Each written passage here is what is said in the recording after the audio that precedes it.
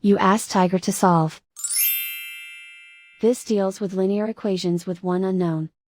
The final result is x equals 6. Let's solve it step by step. Group all constants on the right side of the equation. Subtract 1 from both sides. Simplify the arithmetic.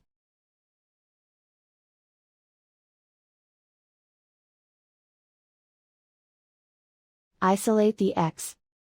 Multiply both sides by inverse fraction 3/1. Group like terms. Multiply the coefficients. Simplify the fraction. Simplify the arithmetic. And so the final result is x equals 6.